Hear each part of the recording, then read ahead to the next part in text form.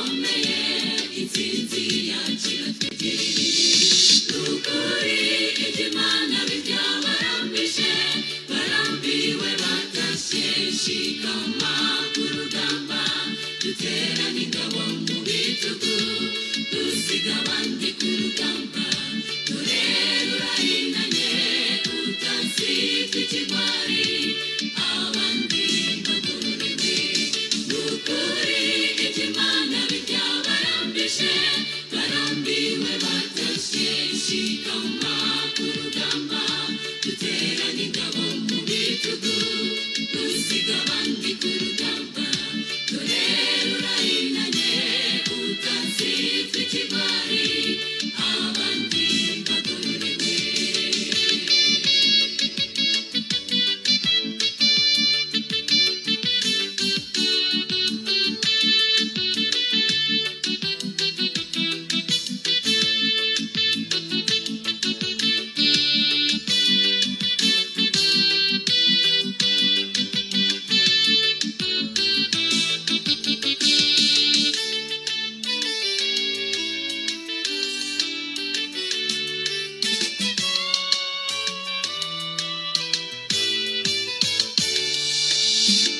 igitaramo kizabera ahantu tubyina intsinzi wo gukiza mbega ibyivugo bizahavugirwa tubyina intsinzi uko dukize impeta n'imidari tuzambikwa amakamba meza atatse izahabu tuzabura aho hantu n'igihombo duharanire tusekere n'ukuri iby'Imana byabarambije barambiwe batashye shikama ku rugamba duterana ingabo mu bitugu dusiga abandi ku rugamba turere urahinanye utazitwa ikigwari abandi bagororerwe n'ukuri iby'Imana byabarambije barambiwe batashye shikama ku rugamba duterana ingabo mu bitugu dusiga abandi ku rugamba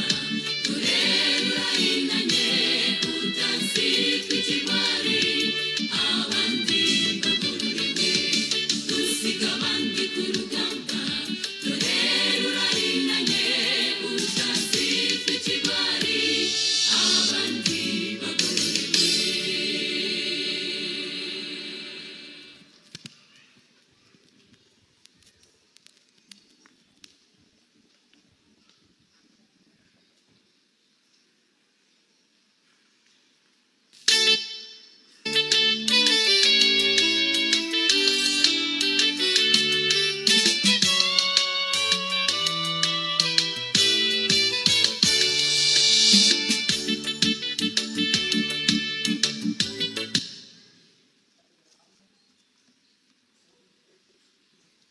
Imana ni nziza kandi ibihe byose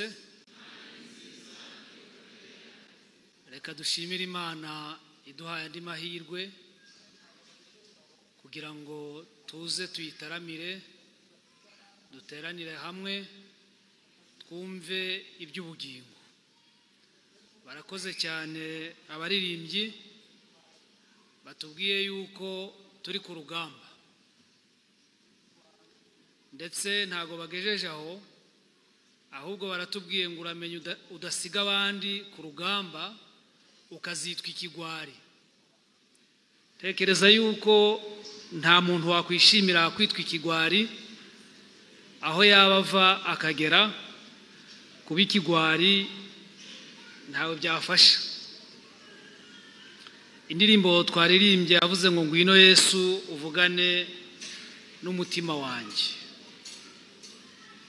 ngwino uyobore abana bawe. Tukibaza tuti ese aratuyobora hehe? Urumva ushaka ko akujyana he? Mu mutima wawe urumva uri ku rugamba? Ese mu mutima wawe urumva uri ku rugendo? Niba uri mu rugendo se ni urugendo rujya he? Waba wumva uri umugenzi ujya mu ijuru? Niba se ariko biri, urugendo rwawe urusangiye nande? Urarufatanya nande? Urumva abo bantu muri hamwe mugenda muganira iki? Urumva mugenda muvugana ibiki? Cyangwa se urumva mukora ibiki muri urwo rugendo? Ndahamya ntashidikanya ko abaririmbyi intambara batubwiye ntabwo ari intambara y'amasasu, ahubwo ni intambara ikomeye iri hagati y'icyiza n'ikibi, iri hagati ya Yesu Kristo na Satani umwanzi wacu. Hatagira umuntu utekereza ko ari urundi rugamba. Ni urugamba dusanga mu byanditswe byera. Niba se uri umugenzi ujya mu ijuru urabyitwara mwite, urajyana nande? Hano tuba turi kumwe n'umuryango dukomokamo, tuba turi kumwe n'abagize itorero, tuba turi kumwe n'abo dukorana, tuba turi kumwe n'abo duturanye. Abo bose ubafasha iki mu rugendo rujya mu ijuru? Kuri aya manywa tugiye kuganira amagambo atari maremare cyane avuga ngo ubuntu bw'Imana bukiza bwo mu mutima w'umuntu bwigaragaza bute? Ubuntu bw'Imana bukiza bwo mu mutima w'umuntu bwigaragaza bute? Bwera izihe mbuto? Mureke dusenge. Twongeye kugushima no kuguhimbaza Mana ishobora byose. Tugushimiye umugisha ugereka ku yindi migisha uduhaye wo kwiga ibyawe. Umwuka w'Imana amanukire kutwigisha, adusobanurira uburyo ubuntu bw'Imana mu mutima w'umuntu bukora bukigaragaza, kugira ngo nidusoza aya materaniro tugende turabagira n'ubwiza bw'Imana aho dutuye n'aho dukora, mu miryango yacu n'abo duhura nabo. Tubisabye Imana mu izina rya Yesu.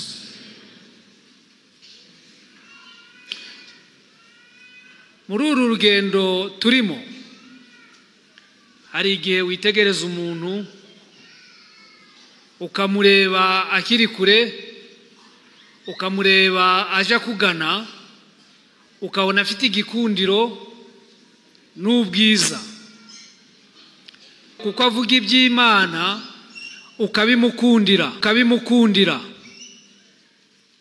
Ariko uko urushaho kumwegera, cya gikundiro wari ufite, cya gikundiro wamubonagaho kikagenda kigabanuka kugeza ubwo kiri buze kuyoyoka, ukabona kirashize. Aba bantu mvuga ni abantu dusanga mu itorero, ariko bakaba bazi kuvuga neza, bakaba bafite amagambo meza, wumva ari kuvuga ukumva ari byiza, ukumva wamwegera. Ariko kurushaho kumwegera, ibyo wari ntubimuboneho, ntubimusangeho. Hari ingero nk'eshanu, wenda undi yatanga izirenzeho. Abantu bose, ni ukuvuga iyo mvuze ngo abantu bose, ashobora kubana n'abantu ndi bwite abakristo cyangwa se abakristo gito,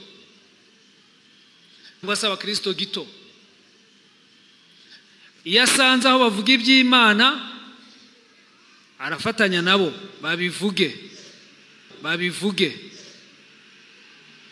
kubera ko bamenyereye kuvuga neza. Ndetse n'iyo bageze mu basinzi barafatanya nabo, bafatanya nabo gusinda.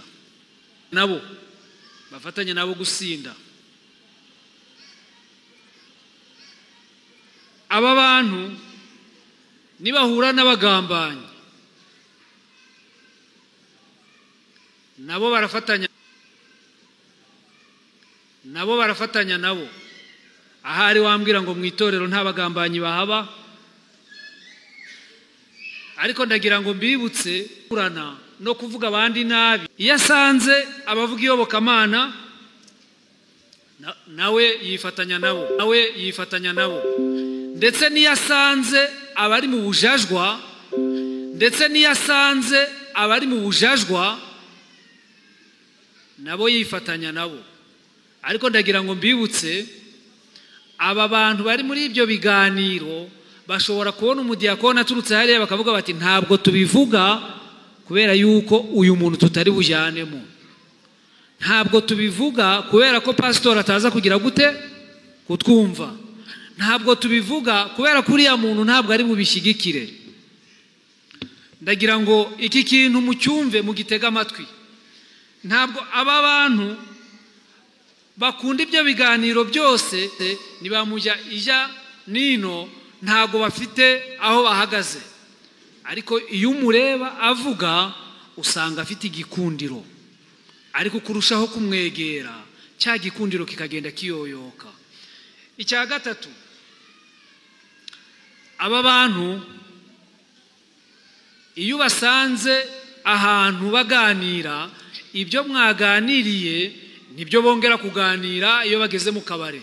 Abanywi b'inzoga muri hano, muri aho, nta banywi b'inzoga se barimo? Imana izabibarinde by'iteka ryose. Aba bantu uko muganira iyo agiye no mu kabare nibyo aganira, ariko uko inzoga irushaho kumujya mu bwonko niko agaragaza yuko ari umukristo gito. Akaba ari umukristo gito kubera ko icyo nicyo kintu yumva yashobora kuganirira abandi. Aba bantu iyo ubegereye, kubaha Imana ntago kuba muri bo,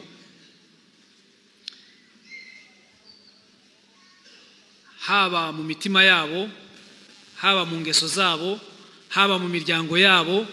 Iyo ubegereye, kubaha Imana ntabwo kuri mu mitima yabo, ntabwo kuri mu migirire yabo, mu byo bimenyereje. Kubaha Imana ntibiriho, cyakora biri mu magambo gusa.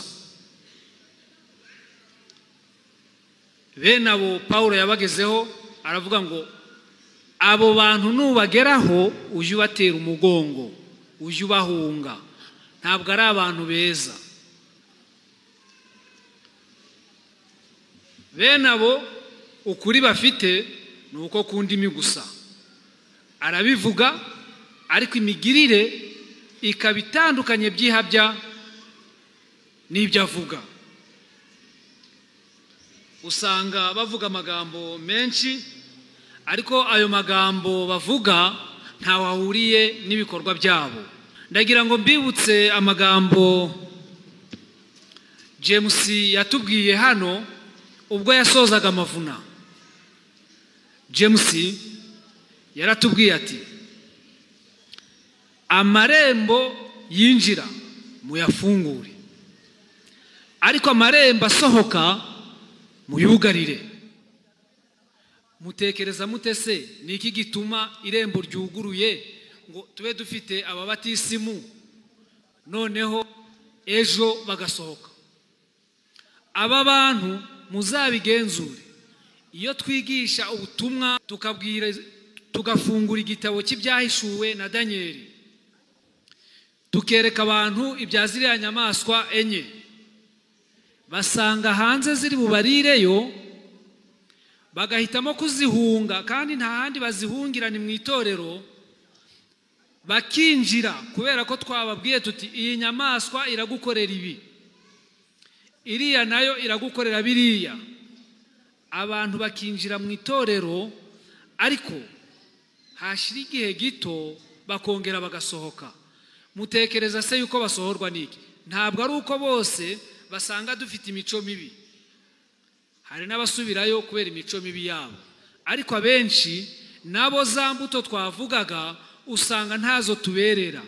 Iyo tutabereye izo mbuto, agasanga rimwe na rimwe twababereye inyamaswa z'inkazi kurusha za zindi twavugaga mu byahishuwe ndetse na Danieli. Mu gitabo cya Matayo igice cya 23, duhereye ku murongo wa mbere turi buze kugeza ku wa 3, ariko ndi buze kuvuga cyane ku murongo wa 3.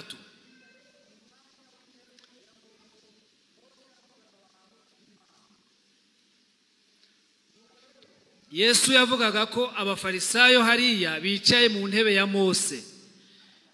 Arangije kubwira abari bari imbere aya magambo yavuzwe na Yesu, muyiteho.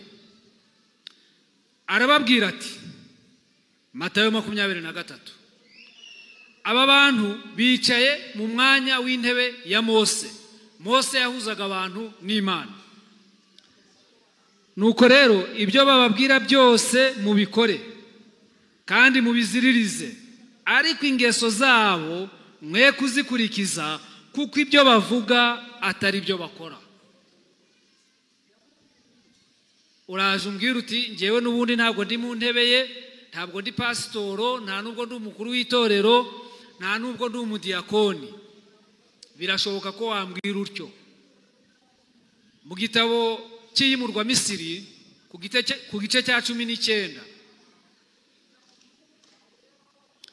Imana yabwiye Mose amagambo akomeye, iramubwira iti, genda ubwire ubwoko bw'Abisirayeli ati, none nimunyumvira by'ukuri ayo magambo yavuzwe n'Imana.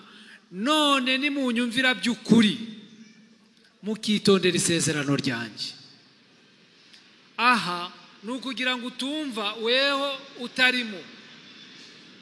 Pastor arimo, umwizera arimo, umuntu wese ufite inshingano arisanga aha hantu. None nimunyumvira by'ukuri mukitondera isezerano ryanjye muzambera amaronko. Haleluya. Ariko ibaze mu mutima wawe ubaye amaronko y'Imana. Abanyarwanda bo baravugaga ngo umuntu usohotse avuye imuhira bakavuga ngo uhahe kandi uronke. Reka nsaba Imana ngo umuntu wese waje muri aya materaniro aronka umugisha w'Imana. Giti nimunyumvira by'ukuri mukitondera amasezerano ngirana namwe muzambera amaronko. Ntabwo ari ukuba amaronko gusa, ni ukuvuga ngo yakomeje avuga ati muzambera abatambyi b'ubwami. Ubwo noneho twebwe turi abahuza b'abantu n'Imana. Ibaze mu mutima wawe, mbese koko wowe aho uhagaze uri umuhuza w'umuntu n'Imana? Mbese koko imirimo yawe, imigirire yawe usanga uhuza abantu n'Imana? Imana yarakomeje, ntabwo yagejeje aho. Mbatoranije mu mahanga yose. Iyo bavuze gutoranya, ntabwo dutoranya muri kimwe. Umuntu atoranya kubera ko haje byinshi. Iyo haje ibintu byinshi, umuntu areba ikimuryoheye kuruta ikindi. Imana iti mbatoranije mu mahanga yose. Ujya wumva waratoranijwe? Niba se wumva waratoranijwe, wera izihe mbuto? Yacu ya 22 avuga ngo ntumpiteho umugisha wawe uhera bose ubusa. Mureke mbabwire, kuva twaje guterana umuntu wese atahana umugisha w'Imana. Ntihagire umuntu utahiraho, ntihagire umuntu ucikanwa. Wumve ko uri mu bantu Imana yatoranije kugira ngo wamamaze ishimwe ryayo. Aya magambo yongeye kugaruka mu isezerano rishya mu gitabo cya Petero igice cya 2 ku murongo wa 9, aho bavuze ngo ariko mwebweho muri ishyanga ryera, abantu Imana yaronse kugira ngo mwamamaze ishimwe ry'abakuye mu mwijima ikabageza mu mucyo w'itangaza. Ikuvana mu mwijima hari yuzi, aho wari warazimiriye, Imana ikuvanishayo ineza yayo ikugeza mu mucyo w'itangaza. Barakomeje ngo kera ntimwari ubwoko, ariko none muri ubwoko bw'Imana. Haleluya. Ariko nimwumva ko gaciro, nimwumve uyu munsi umwana wa meya waba ari hano yaba yumva afite isumbwe ku bandi bana. Siko bimeze, kuko meya ni umuyobozi ku rwego runaka, ndetse hari n'abana b'abayobozi barenze meya. Ariko noneho nimutekereze ko twe turi abana b'Imana. Imana isumba byose, Imana umuremyi, turi abana b'Imana. Ntabwo dukwiye kugira ibyo tuvuga ngo imivugire yacu itandukane n'ibyo dukora. Oya, ahubwo ibyo dukora bikwiye guhamanya n'imitima yacu yuko ari ukuri. Icyo akaba ari cyo dushyira imbere. Mu gitabo cy'urwa mbere rw'Abikorinto igice cya 4 ku murongo wa 20 hari amagambo meza cyane. Paulo yandikira Abikorinto yarababwiye ati kuko ubwami bw'Imana atari ubw'amagambo ahubwo ari ubw'imbaraga. Abaririmbyi bavuze ngo ubwami bw'Imana bugirwamo n'intwarane. Intwari zagize gute? Ubwami bw'Imana ntabwo ari ubw'amagambo. Ntabwo dukwiye guhagarara hano ngo tuvuge ibintu bitaturi buga ibiri muri twebwe. Ubuzima bwacu bwa buri munsi, imibereho yacu ya buri munsi ikabera abatuzengurutse icyigisho cyiza. nujya kwitegereza uzasanga abo bantu hari amagambo bakunda gukoresha, uzasanga bakubwira ibyo gusenga, kwihana, kwizera, kubyarwa ubwa kabiri, ariko bo ubwabo wareba ntubibaboneho, ntabyo bafite. Uramutse ubitegereje ukagera mu miryango yabo, wasanga nta kubaha Imana guhari cyangwa se ngo bayubahishe. Abo bameze nka ba bafarisayo Yesu yavugaga. Hari ibintu rero bigera ntabwo basenga, niyo basenga basenga yabo. Nigeze nsoma ikintu nubwo ntazi ukuri kwabyo, umwanditsi yaravuze ngo urugo rumwe bagize umushyitsi arujemo baramuzimana, ngo igihe bari bakizana amazimano ahera ko arafungura. Umwana muto wo muri urwo rugo aravuga ati uyu muntu ko yariye nka rya tungo ririnda urugo. Uko bari babyanditse baranditse ngo il mange comme des chiens, kubera ko iri tungo ryo mu rugo iyo babaga barihaye ibyo kurya ntabwo ryigaragara rishimira Imana. Imana ikabakorera ibyiza ariko ntibatekereze kuyishimira, bakarya nk'iri tungo. Igukoreye ibyiza, iguha ibyo washakaga, ariko ntubone umwanya wo kuyishimira. Aba bantu ntabwo bihana ibyaha. Hari abantu bari aho ngaho wamubwira n'ikosa yakoze, aho kugira ngo aryumve ahubwo akarakara. Uyu muntu warakaye atyo ntabwo ashobora kwihana icyaha. Mu gitabo nahoze nsoma baravuze ngo inyamaswa uko ziri zibarusha gukorera Imana. Abo bantu bameze batyo, inyamaswa uko ziri, ibaze nawe kurushwa gukorera Imana n'inyamaswa. Iyo ukomeje ugasoma usanga aba bantu bazanira kubaha Imana ikizinga n'igitutsi mu maso y'ababazi neza kuko baturanye nabo, bakaba abanyarutoto mu miryango yabo, abanyagitugu. Muri make babaye intaza. Ntabwo nzi ko abantu bose bari kumva intaza icyo ari cyo, ariko ni ukubaka urukuta rurerure rubuza abantu kwinjira. Ntabwo ndi bubyite bariyeri kuko bariyeri ikorwa n'ababiherewe uburenganzira, ahubwo usanga uyu muntu aho batuye bakakubwira njyewe ntago naba umukristo nka runaka nka nyanaka, ntekereza ko nta witwa atyo. Aho kugira ngo abere abandi urugero rwiza, uyu muntu akawuza abantu cyangwa agatukisha izina ry'Imana aho aherereye. Imana ihamagara Abisirayeli, yari yarabahamagaye kugira ngo bamamaze ubutumwa bwiza. None uyu mukristo ku mudugudu w'iwabo, ku murenge wabo, imico ye yabujije abantu kuza mu itorero. Uyu ni umukristo gito, ntabwo akwiye kwitwa umukristo.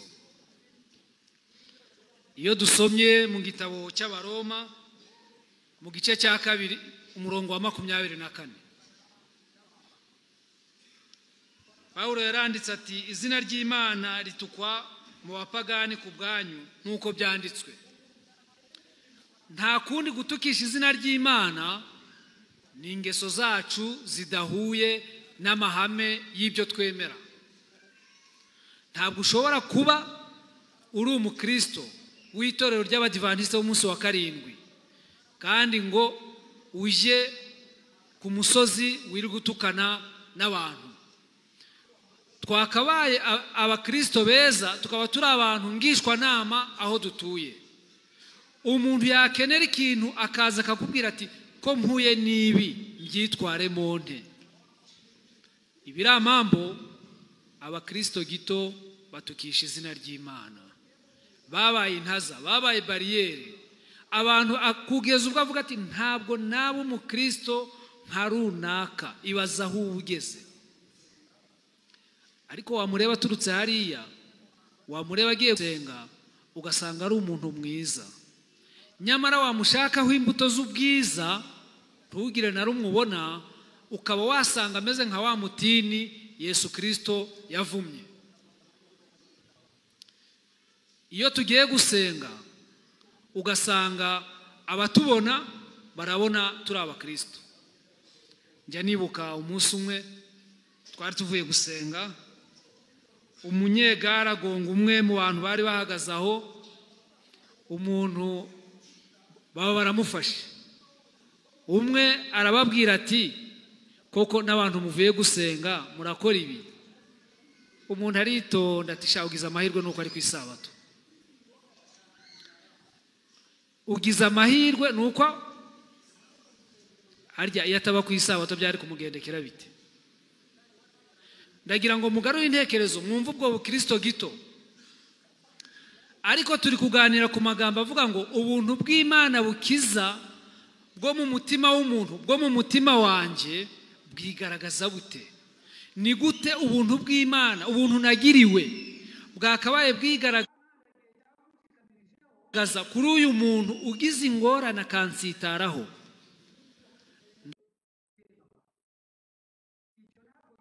Ndatekereza ko na hano mu rusengero biraba, ushobora gutambuka ugakandagira umuntu utari wabigambiriye, ariko ukabona uburakari buramufashe.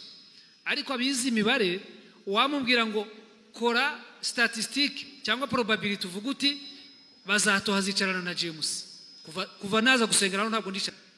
Ariko uyu munsi umwe urankandagiye cyangwa unshikamirijeho, uburakari bukagira gute? Bukandenga. Nimwumve iyo kamere igenga abantu. Icyo ntabwo gikwiye, ni ikintu kigayitse. Ntabwo dukwiye gutukisha Imana mu batuzengurutse. Ariko umuntu akarakara, ukabona uburakari bugize gute? Iyo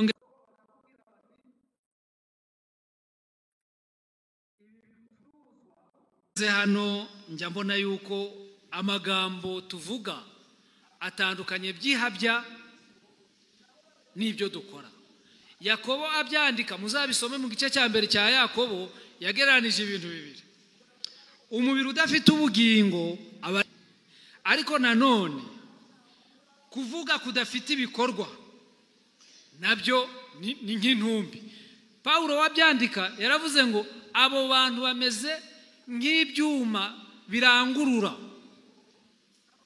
Ibyuma birangurura, hari aho njya ngera mu masoko bakakubwira bati, ibi bicuruzwa twagabanije ibiciro. Abo bantu bakora nk'ibyo nabo bameze nk'ibintu bitagira ubuzima ariko birangurura amajwi. Niko Paulo yanditse, muze kubisoma mu rwambere rw'Abikorinto igice cya 13 uhere ku murongo wa mbere. Urasanga ko yaravuze ngo naho navuga nkavuga ibimeze bite, ariko singire urukundo, ntacyo byaba bigize gute? Ntacyo byaba bimaze. Aba bantu bakora ibyo, aba bantu bavuga ariko badakora, bameze nk'ibyo byuma birangurura, bameze nk'ibifite amajwi ariko bitagira ubugingo, bameze nk'ibyapa ndangahantu. Ushobora kuza umuntu ukamurangira uti nuje i Kanombe uranyura hana, hari ibyapa biherekana. Rero ntabwo dukwiye kuba nk'ibyo byapa ndangahantu, dukwiye kuba twarihanye. Dukwiye kuba twarihanye, maze ubuntu bw'Imana bukagaragarira mu mitima yacu, mu migirire yacu. Ibi mbabwira Mose yabigarutseho cy'Abalewi igice cyaho cya 11, wenda uhere ku murongo wa mbere ugeze ku wa 8. Mose abigarukaho yavugaga iby'inyamaswa zizira n'inyamaswa zitazira. Yakoresheje ibintu bibiri. Aravuga ati inyamaswa yuza kandi ikaba yatuye iki? Inzara. Ntabwo nzi ko abana hari bari gusobanukirwa no kuza icyo ari cyo, ariko kuza aribyo bise rimine mu rurimi rwo hanze, nuko amatungo hari igihe kigera ibyo yari yariye byagiye mu gifu akongera akabigarura akabihekenya. Aha murambaza ngo birahura bite n'ibyo ndi kubabwira. Umukristo nyakuri iyo umunsi uje aricara akibaza ati harya uyu munsi wangendekeye ute? Aho nakoze ibidakorwa ni hehe? Ese ibyo nakoze bidakwiriye ni ibihe kugira ngo mbisabire imbabazi? Inyamaswa iyo yamaze kubirya, iyi nyamaswa yuza igihe yo kigeze irongera ikabigarura kuba itabihekenye neza, ikabihekenya. Hakaba n'izindi nyamaswa zizira, inyamaswa zituza kandi zitatuye iki? Inzara. Nari mvuze muri Yakobo baravuze ngo umuntu uvuga ibitandukanye n'ibyo akora aba ameze nk'umuntu wapfuye. Mose yabigarutseho hano aravuga ngo izi nyamaswa zirazira, ntimukazegere, ntimukanazikoreho. Zirazira. Aba bantu navugaga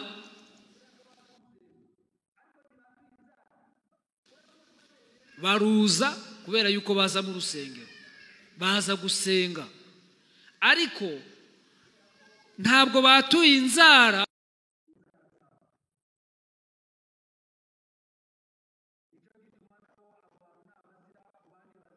kubera yuko batihana ibyaha byabo. Baza gusenga, nibyo barasenga, icyo ni kimwe. Icya kabiri cy'uko batuye, ntibatuye, ntabwo inzara zabo zatuye.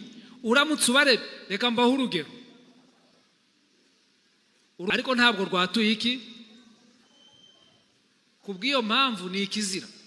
Aba bantu nabo baruza kubera ko baza gusenga, ariko ntibatuye inzara.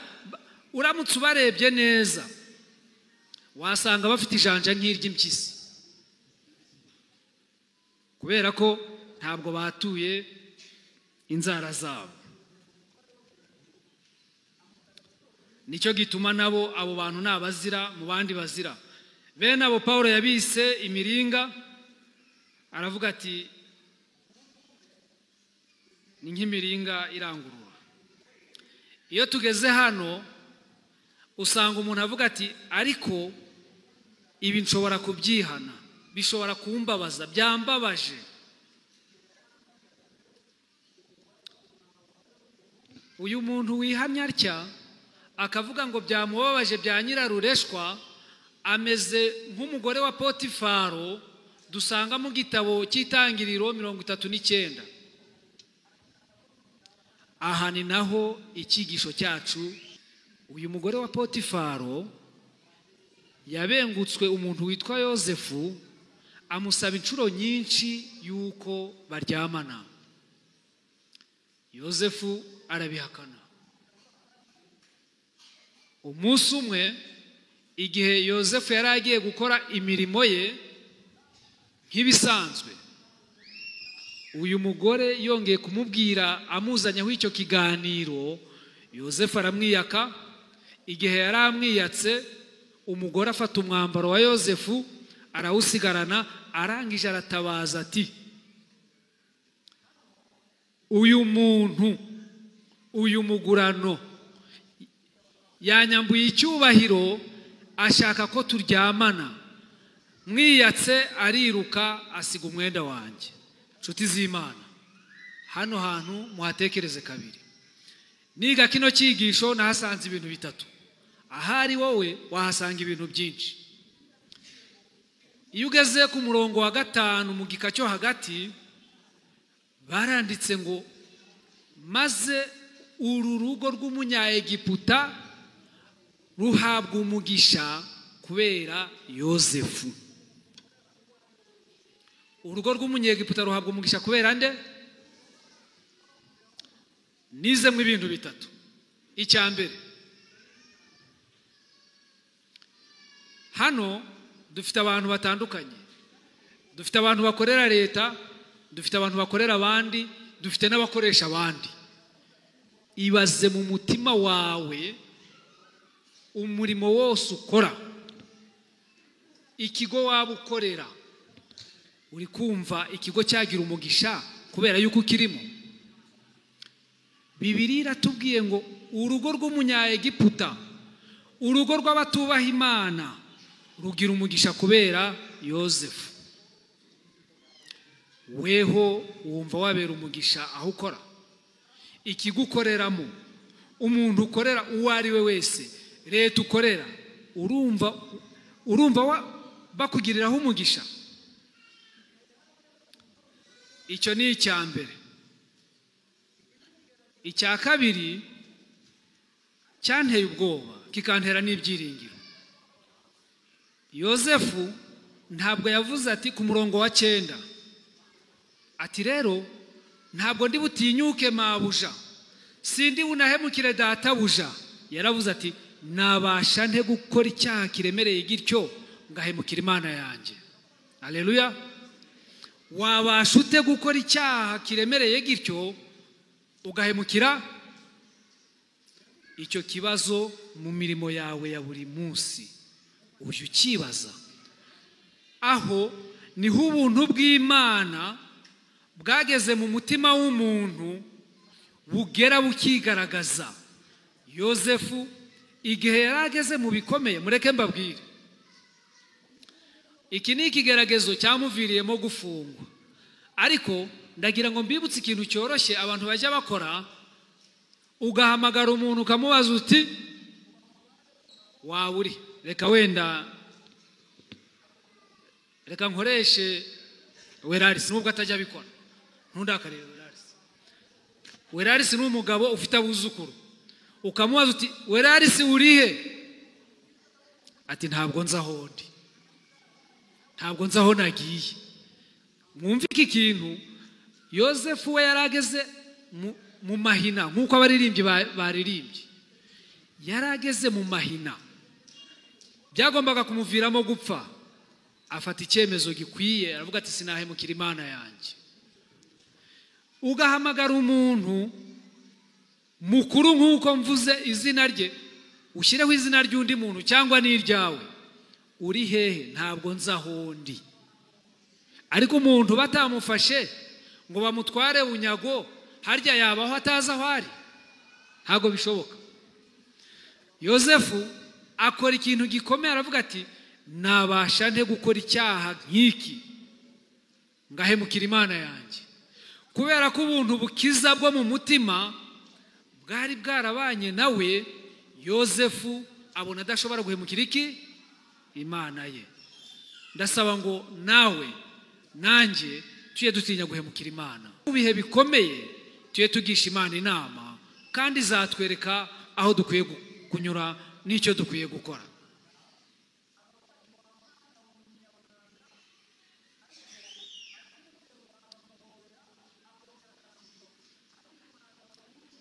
Hari abantu, ikindi cya gatatu nabonye ni ukuborozwa n'icyaha, kandi icyaha mu by'ukuri kitakubabaje.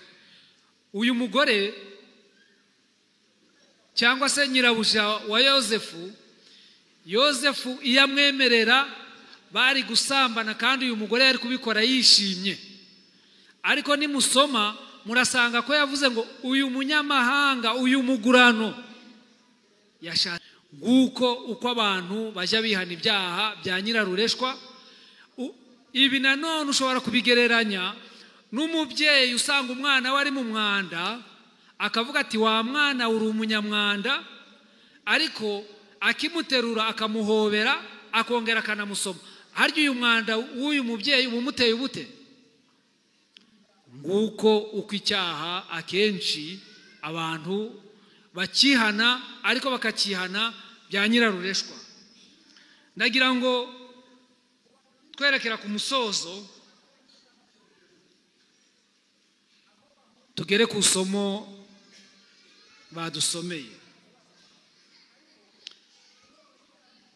Paulo yandikira Abaroma yaravuze ati erega ubutumwa bwiza bunkoza isoni, ntabwo ubutumwa bwiza buntera isoni.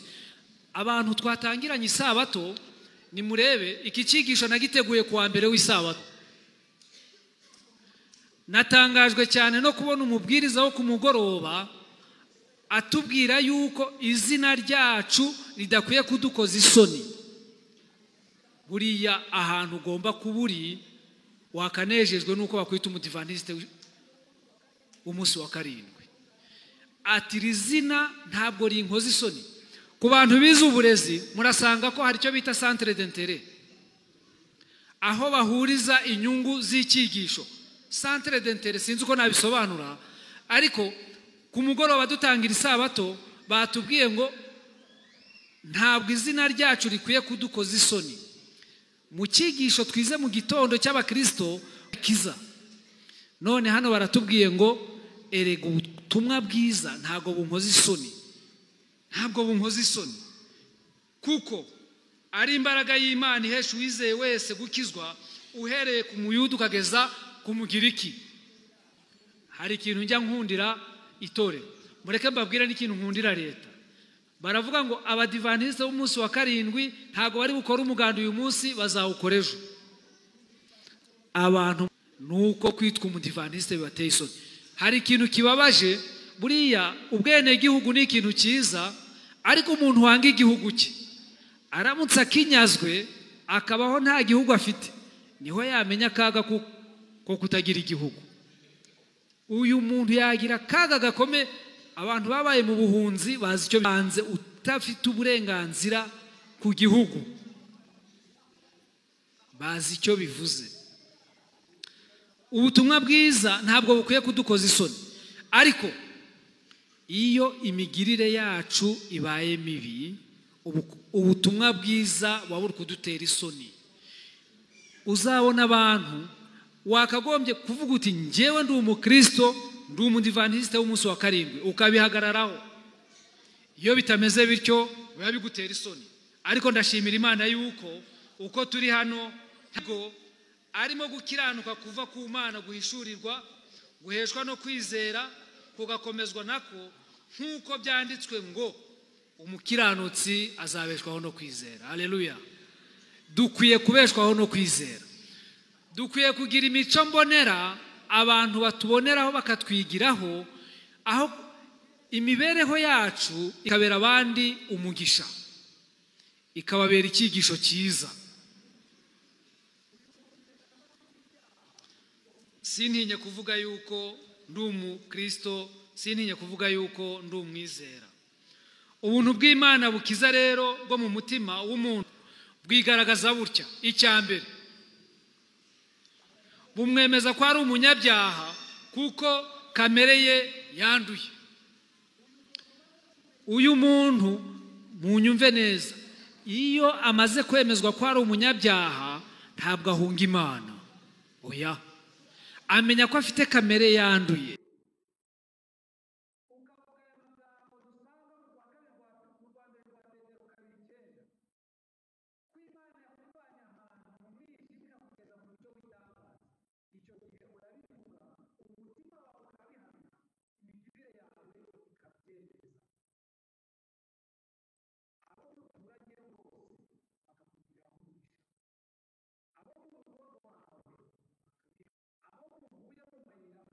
Ibindi bintu bitatu bimubaho.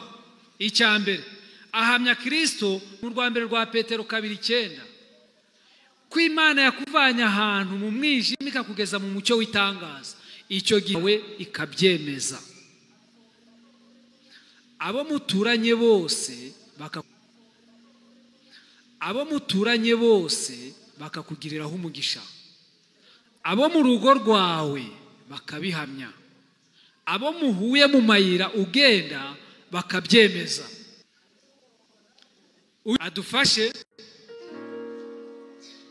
niba hari n'undi uvuga uti njyewe ibyaha birandembeje, ndashaka kubicikaho, ndashaka kwakira ubuntu bw'Imana bukiza bukaza mu mibereho yanjye, Uwiteka akomeza bishimire. Tugiye kuririmba igice kimwe, nitugisoza turasaba Pastor Deo ko asenge hari undi waba uri inyuma, niba uhari ngwino. Tera intambwe uze. Ndirimbo 22.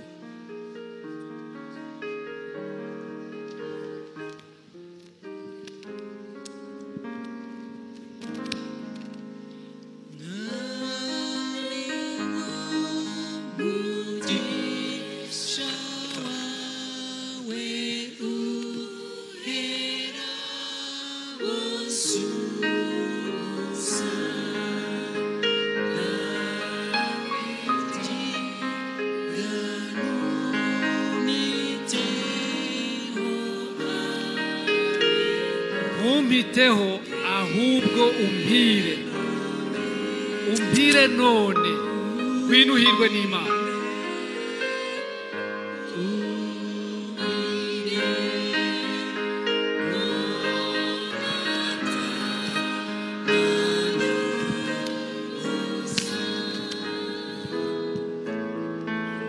Ahari nta wundi, ariko niba anahari, umwuka w'Imana amugenderere, amwemeze iby'icyaha, amushoboze kukihana.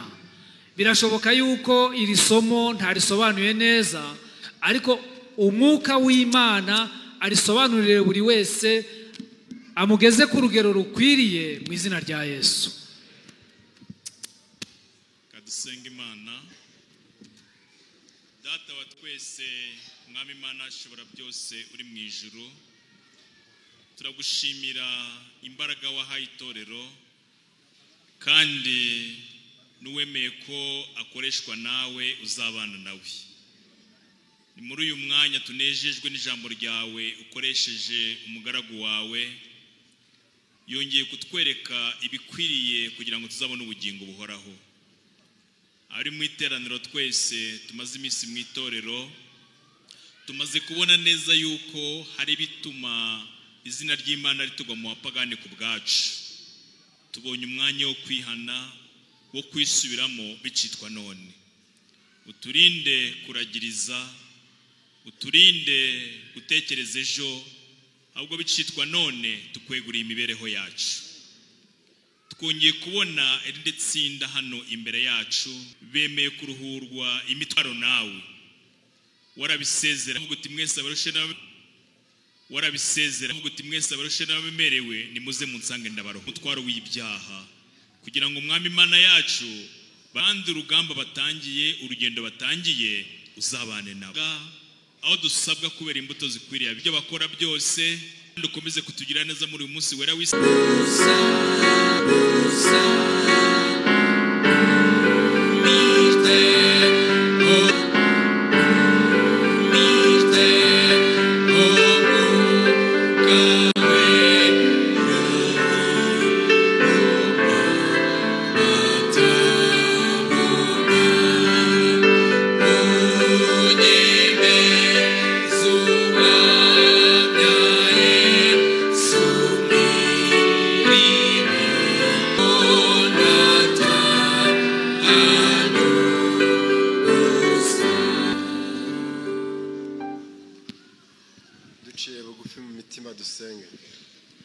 Uwiteka turagushimye, turaguhimbaje, izina ryawe ryera nirabwe icyubahiro.